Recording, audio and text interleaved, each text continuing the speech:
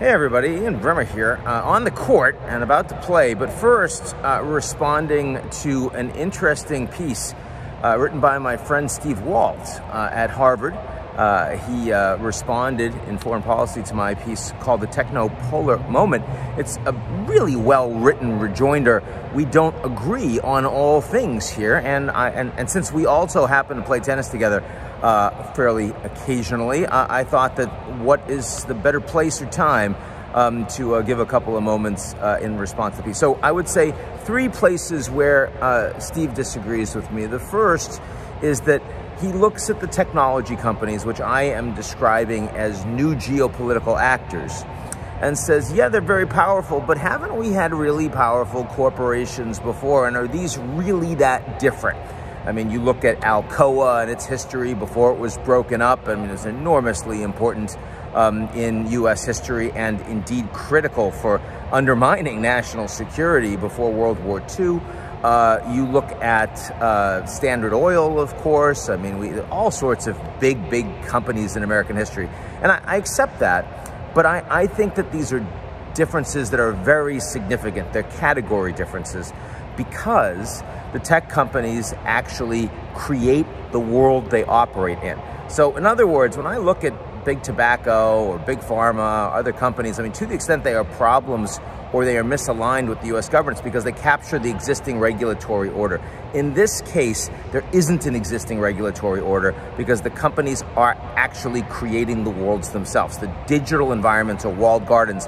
The rule of law is theirs in terms of standard terms and operating. So, you know, I think it's actually quite a difference, and it makes them dramatically more powerful in the digital space. So the question is, how important is the digital space? And 20 years ago, maybe not so much compared to U.S. power or other countries' power. But today, when you think about cyber and national security, and when you think about how information is circulated, when you think about the global economy, increasingly the digital world is becoming very powerful indeed. So I think this is a category change.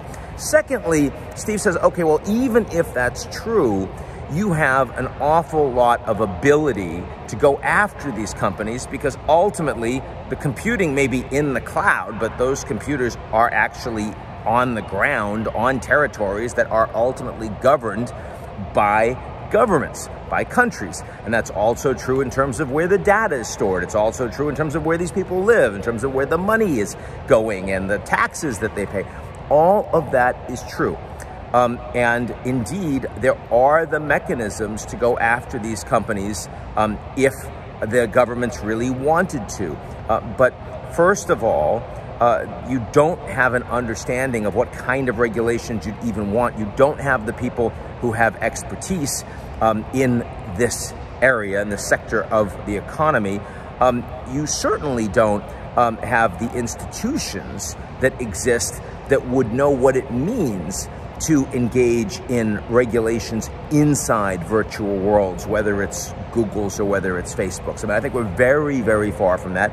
I think the Chinese government is very far from that too, which is pretty interesting. Final point, Steve says, well, okay, if we accept that these are different and they're more powerful and even geopolitical actors, to the extent that someone's going to win, ultimately, it's going to be the governments. After all, countries have armies, people are loyal to countries, people are not loyal, and they're not about to fight for a big tech company. And I accept that too, but I am actually still pretty agnostic as to who I think is going to end up winning, in part because the space is changing so dramatically and so quickly. And also in part because I think the governments are very far from understanding what they would want to do in this space. That doesn't mean that the techno-utopians are going to win, doesn't mean that cryptocurrency is ultimately going to replace fiat and the US dollar as reserve currency is going to fall apart. I don't think that. But I do think that in 5 or 10 years' time, there's at least as good of a chance that the tech companies will be getting stronger and their spaces will not be regulated, and indeed governments will have eroding and corrosive ability to govern their people as a consequence of that. I think that is at least as likely as Steve's belief that the governments have been here, they are here, and they're going to continue to be dominant actors going forward. So anyway, lots to think about. I got to get to my game, and absolutely the next time I'm playing, irrespective of what you think about this, the next time I'm going to play Steve, I am absolutely probably going to lose because he's a better player than I am. But that's okay because, you know, in the world of political science, we both have interesting ideas. Anyway, thanks a lot for writing that. Everyone should check it out. Talk to y'all real soon.